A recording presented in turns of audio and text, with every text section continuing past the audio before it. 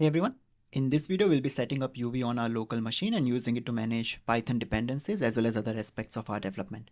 So there are different ways you can install UV on your local machine. You can either use PowerShell if you're on Windows, or you can use curl or wget commands if you're on Linux or Mac. The approach that I like most is using pipx or pip command. In this case, we'll be installing UV from PyPy itself, and then once we have it on our system, we can use it to manage our workflow. So let's first get started by installing Python on our local machine if you don't have it already. Go to Google, type Python download and go to this python.org. From here, we can click on download Python 3.13. The download location, click on the executable and start the installation process. And we'll select custom installation option. I don't want the IDE with it. The rest of it, we can keep it as default. You can go to next. You can either keep the install location default or change it to wherever you want this to be installed. And then install.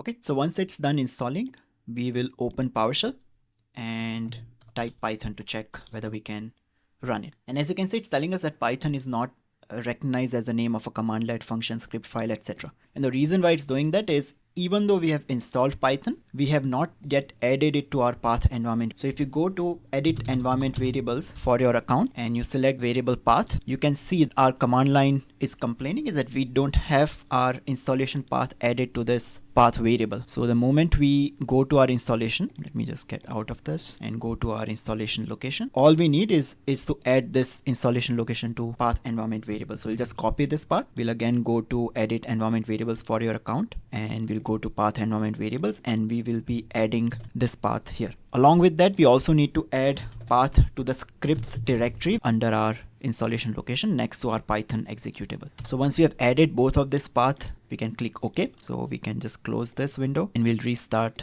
our PowerShell. And now if we type Python, it will recognize it and it will start a Python shell. We can try to print hello world.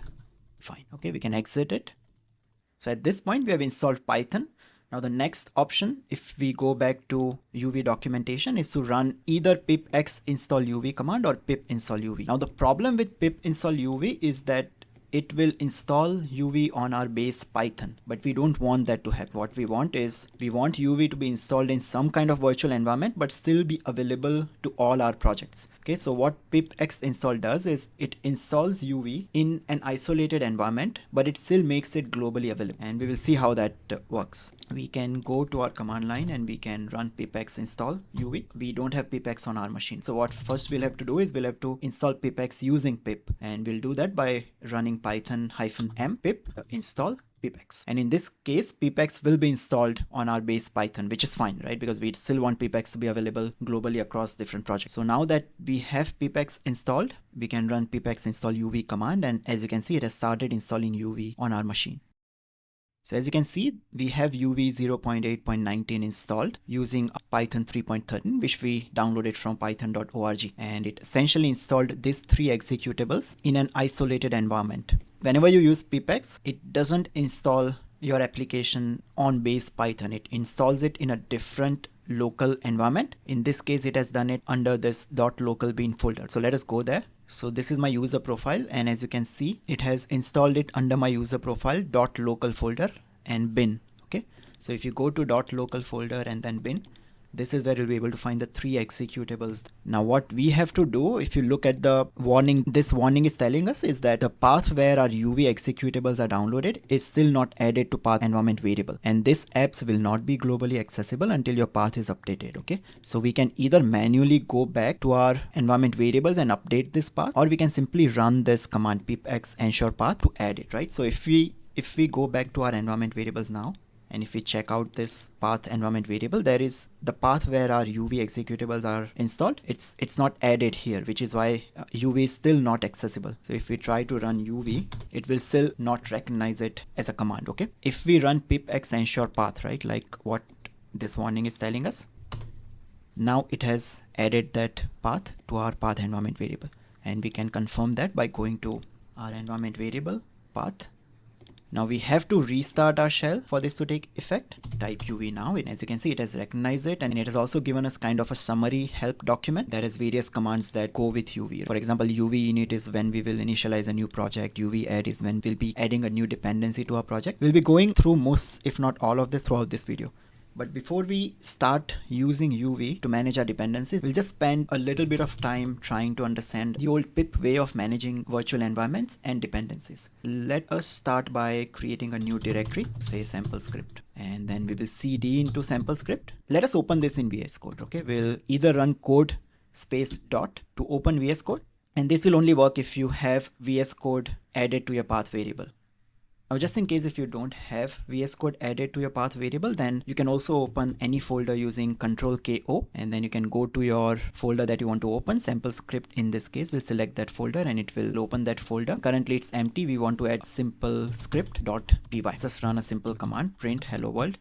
There are two ways of running this script from VS Code. As you can see on the lower right corner, our VS Code has already automatically detected our core Python installation, right? That we installed under D drive. So if we click on this upper right hand corner, run Python file icon, it will run our script. Another way to run this is basically we can just run it from command line itself by using Python, because we have it on our path variable already. We don't need to supply the entire absolute path like VS Code did here. Okay, we can simply use Python, the name of our script. Run just fine. Now say if we have a dependency here, import pandas as PD, print out the pandas version, okay? If we try to run it, it will throw this module not found error. Same thing if we try to run it here, okay? And the reason is simple, because our core Python installation doesn't come with pandas packaged into it, right? It's an external dependency that we have to install first before we can run this. And this is where virtual environments come into picture. So if we want to install this dependency, we can run pip install directly, but this is not the correct way of approaching it. So what this command will do is it will install pandas on our core Python installation, right? But we don't want that. Anytime you want external dependencies, we always want to install those dependencies within a containerized virtual environment. Usually that virtual environment is located directly under your root project. So in this case, what we will first need to do before we install pandas is we will create a virtual environment under sample script folder using pip, not using UV. We use python-m and then venv. This is a Python module that we can use to create a virtual environment .venv. And this is a convention where we will name our virtual environment as .venv, but you can name it anything. You can also keep it .random env, but that won't make any sense. Just keep it as per the convention. And the moment we run this, it will use our core or base Python module to create a .venv virtual environment under sample script folder. And if you notice, VS Code is smart enough to realize that we have a new virtual environment. So instead of using core Python installation, it has now used this virtual environment. There's still one more thing we have to do before we install pandas is we have to activate this virtual environment. And the way we do that is run .venv scripts activate. Okay, it will activate the virtual environment, and we know it's activated because there is this .venv flag before our command line prompt. Okay, when we ran this activate command, what we essentially did is our .venv virtual environment comes with some scripts already packaged with it. Okay, you can see this activate.bat and activate.ps1. Just open this. It's basically just a command line script to activate virtual environment.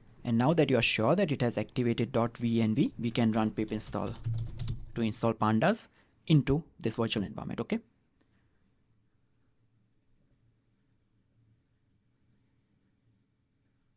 what pip is doing is it's going to pipy public repository and it's installing pandas as well as all its transitive dependencies into our virtual environment. Okay, and now that this part is done, we have dependency installed and virtual environment activated. We can run Python simple script and it will run just fine.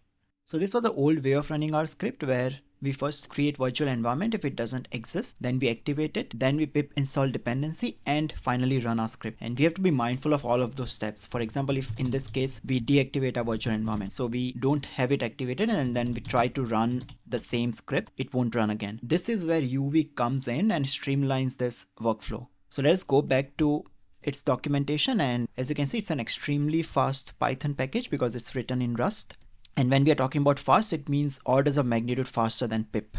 And we'll see that soon when we try to install multiple dependencies, it will be much faster than pip. And the idea of UV is to replace not just pip, but all of these tools to streamline our development. Okay, so let's run our script using UV this time. Let us delete this virtual environment. And now that it's no longer there, running this would give us module not found error. Let us get rid of this dependency. Comment this out. Just run UV without any dependency in our script. Okay, so obviously UV will be recognized because we have it on our path variable. It has correctly ran our simple script. Now if we uncomment this out, at this point we have a dependency requirement. If we try to run UV, then it's giving us the same module not found error that we got here. So now there are two ways to inject dependencies while running a Python script with UV. Okay, first is we supply our dependencies inline when running our command line argument. So it will be UV run -- with, and then in this case we have pandas as our dependence. If we add more dependencies, we can just keep adding them.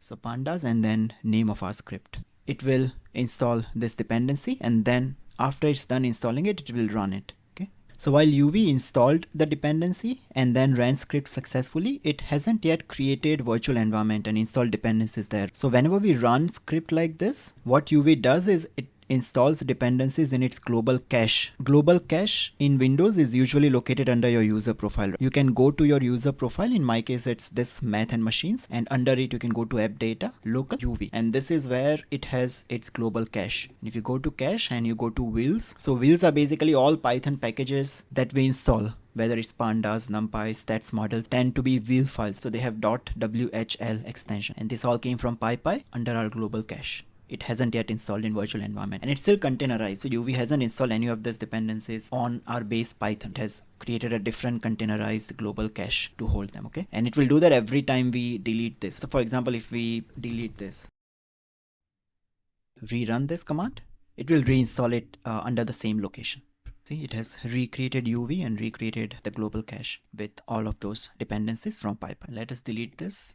So in this case, we submitted dependencies inline while trying to run script. Another way to account for dependencies is to add our script dependencies within script itself. And the way to do that is UV add -- script, then name of our script, and dependencies. We run this. Notice what UV did. It added this declaration and it's commented out. So it's not anything that will be run within our Python code, but it's declaration that this script run will need Python which is greater than equal to 3.13, and it will need this dependencies, pandas in this case. It still hasn't installed this dependency. So if we go and check out our global cache, which we just deleted, so while it has recreated that cache, when we ran UV add, it hasn't yet installed any of the wheel files. And it will do that when we run UV. Okay, so UV run, and this time we don't need to add any inline dependencies. We can just run the script, and at that point UV will look at the script declaration and all the dependencies that we need and install it during runtime. Okay,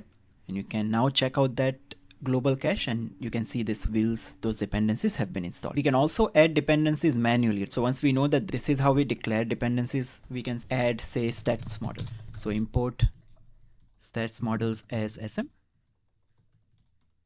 and then we can print stats models version sm dot version, and run the script. It will install stats models. It won't install pandas because it's already there in its global cache. It will just install stats models based on the script declaration update. If we check out global cache, you will be able to see stats models and all its transitive dependencies here. So let's understand now how UV works with projects, because most of the times you won't be working with standalone scripts. Let us go to our PowerShell. Let us run UV once again to get that summary document of its commands. We've already used this to run our script. We have used add to add our dependencies. And this time what we'll be starting with is UV init. This command is used to create a new project. What we'll do is run UV init and then the name of our project. So let us name it UV project. So as you can see, it has initialized UV project under my root directory. I can cd into it, and I can either open this in VS Code using code space dot, or I can just go to VS Code where we had our script, Control KO, and open this folder. This is the base folder structure with which UV always initializes projects. So for example, it has a .getignore file. So it has initialized this project as a Git repository, and then it has this Python version which is 3.13 main.py script. It has this pyproject.toml. So pyproject.toml is a single standardized config file that is used in Python projects, and that is true not just for UV but also for projects that might be dependent on Poetry or pip will generally have pyproject.toml, which defines project's metadata. For example, the name of the project, what version, then any description if we need, right? For example, if we just want to add a dummy description here, our first UV project, okay? And then what is our readme file? So this is our readme.md file, and we can just add a dummy readme here. And then it requires this Python version. And for now, we don't have any dependencies here, but we'll be adding them later. So let us start first by just running this from our terminal, okay, using normal run command that we did with our script. For example, uv run main.py. So we were able to run main.py, but there is a slight difference here. What UV did this time is it first obviously recognized our base Python, then it created a virtual environment and then it ran it. So it did not create any virtual environment when we ran our standalone script. And the reason why this happened is because we initialized this as a UV project, has this pyproject.toml file. UV will always look at this file and assume that it's a project and it needs its own virtual environment, and it will always create it if it doesn't exist before running the script, right? And we can confirm this part by going back to our simple script. For now, let's get rid of script declaration here, comment out this part where we'll need dependencies, and as usual, if we just run this script, it will run fine and it hasn't created virtual environment. But what if we want to also convert this into a project? And we can do that by running uv init without giving the folder name, because we're already under the folder which we want to initialize as a project. You can see it has created the same set of files that it created when we initialized the project by giving the name UV project. Now if we try to run simple script, it created virtual environment. So rule of thumb, anytime UV sees that your root folder has this pyproject.toml configuration file, it assumes that it's a project and it needs its own isolated virtual environment, and it will always create it if it's not existent before executing any script. So let us go back to our UV project. Okay, so let's go to our main.py and add some dependencies here. We will import pandas as PD. We'll print pandas version. And at this point, obviously, if we just run uv run main.py, it will give us module not found error. So we can add dependencies like we did with script, but in this case, we'll add it like this, okay? And when we do that, it will also install it, but this time it won't install this dependency in our global cache. It will install it in our virtual environment itself. So when you ran uv at pandas, it installed pandas in your virtual environment. And if you look at your pyproject.toml, so this is where the dependency got added when we ran uv add pandas. And as you might have already guessed by now, that if you want to add dependencies, there is another way to do it. Instead of running uv add from command line, we can add it from here itself. So if say we want to add stats models here, we can add it in pyproject.toml and import statement here.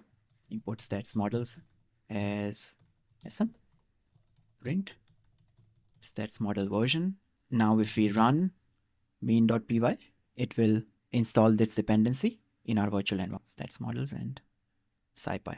We can also add dependencies using requirements.txt file. So a lot of old projects which are dependent on pip will have something called requirements.txt file under our root project. So for example, there will be a file like this, requirements.txt, that will have dependencies defined like pandas, stats models. So when you're trying to migrate that pip based project to UV based project, all you do is you use this requirements.txt file to UV add dependencies, okay? And let us get rid of this dependencies from pyproject.toml, and we can also delete this virtual environment, and we will delete this log file also. We'll discuss uv.log file later, but for now let us just try to install this dependencies using requirements.txt. Okay, and the way to do that is by running uv add -r requirements.txt. Okay, and again it has added those dependencies in our toml configuration file, and it has installed those dependencies after it created this virtual environment. We can sanity check that our script is running fine by uv run main.py, and it's working. We can also remove dependencies that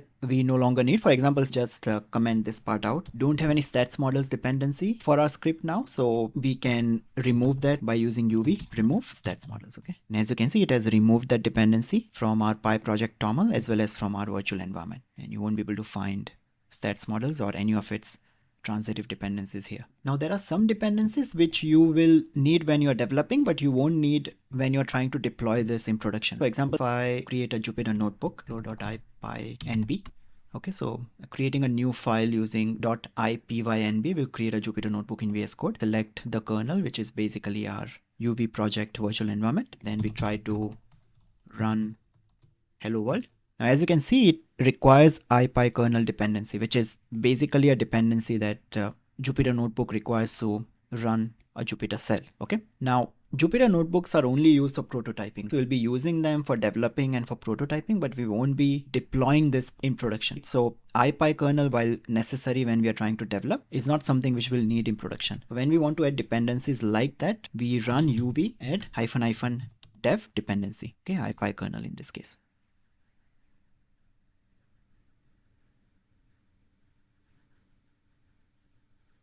As you can see, it has added the dependency in our virtual environment. It also added it in pyproject.toml, but it did that under dev dependency group, okay, rather than under normal dependency. So as a sanity check, we can now run this and it runs fine. Okay, so let us understand what UV log file does. Let's reinitialize this project. We will begin by deleting everything from under this folder. So we'll use remove item -force -recurse to remove everything that is under this folder. So it couldn't delete .venv because our executable is still being used by VS Code. So let us try to delete it manually. Clear this. Let us reinitialize this as a UV project. So we'll just run UV init without any project name. And as you can see, it has created this set of files again. Important thing to notice here is that when you first initialize a UV project, only pyproject.toml file got created, but not uv.log. uv.log gets created when you install dependencies for the first time. Okay, so let us do that part. We will add pandas as a dependency here. Import pandas as pd. Print pandas version. Notice what happens when we try to run uv run main.py. So you can see it's installed that dependency pandas, but it has also added uv.log file. uv.log file takes whatever dependencies are defined in your toml file and creates a very detailed resolution graph for that dependency as well as any dependencies of that dependency. For example, if we go to pandas here, okay, and the dependency for pandas that we have installed is of this version. We installed it from our Python package index public repository, and these are the dependencies that pandas depends on. Furthermore, there are detailed versions of what dependency exactly we downloaded. So for example, if you look at URLs for this wheel files, it will give you the detailed version which we downloaded from PyPy right up to its SHA-1 hash, okay, and it does not just have the version which we downloaded for Windows machine. So currently we are running this UV commands from Windows machine. So it's, for example, downloading this particular wheel file. If someone wants to run this project from Mac, in that case, UV will use UV log file to download this particular dependency or this one. So the set of dependencies which have Mac OS as their platform will be downloaded. But what uv.log file will make sure is that whatever platform that project is being run from will have the exact same dependency that we are currently using on this machine. So it will essentially make our project platform independent. What it also means is that you have to make sure that you commit and push uv.log file to your repository, so other developers can also use this to install dependencies. You can also visualize the fact that we have this dependency as well as the transitive dependencies for that dependency by invoking uv tree. And as you can see, it tells us that we have pandas, and then we have this set of dependencies that are required for pandas, and we also have this dependency which is required for Python dateutil. We can make this even more clear by adding one more dependency here. So we will add stats model, and then we will import that.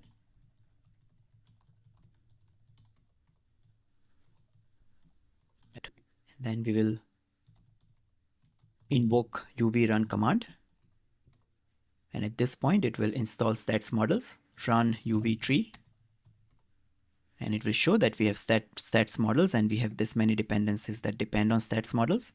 We can also confirm this when we open uv log. You can see these are the transitive dependencies and these are the precise versions which can be used on any platform, whether it's Mac, Linux, or Windows by other developers to install the exact same dependencies that we have installed on this project. Basically, your PyProject toml in combination with UV log file ensures near perfect replication of this project across different machines. So let's test that part. Okay, let us initialize a completely different project. So we will cd out of this UV project and we will clear this, create a new item of type directory, and we will just name as test UV log folder. Okay, cd into that, open that in Windows Explorer. Okay, so this is our UV project, and let us copy only UV log and PyProject. And then we will copy those to our test UV log folder, and then we can open that folder in VS Code using Ctrl+K-O, test UV log. We have not initialized this as a UV project, but because we have PyProject toml and UV log, if we invoke any UV command, it will assume it's already a UV project. Okay, we will just add another script file here, main.py, and print hello world. We can import pandas as PD, pandas version, stats models as SM, stats model version, initialize our terminal. At this point, we can either UV run main.py file like we have been doing so far, or we can also use another command called UV sync. So let's first see what this command does. So as you can see, this command updates the project's environment. You have your raw project, which has its configuration file that broadly defines dependencies, and UV log file that has a very detailed resolution graph for all the dependencies. Okay. When we run UV sync, what UV does is it syncs our project environment with whatever exists in UV log. Let's run UV sync. It has created a virtual environment and it has installed the dependencies matching the exact resolutions that exist in our UV log file. You can sanity check by UV running our main.py file. Okay. Now let's delete this virtual environment and clear the terminal. Now what you have to remember is that whenever we invoke UV run command, UV sync will always be run under the hood. Okay, so what UV does when we invoke this command is it create a virtual environment and it will run UV sync command before finally running the script. It will always do that implicitly, even though we are not explicitly asking it to run UV sync. And you'll be able to see the impact of this when we run UV run command, but explicitly asking it to not run sync command. We can do that by using UV run --no sync and then the name of our script. If we do that, what we are telling UV is that do everything except syncing.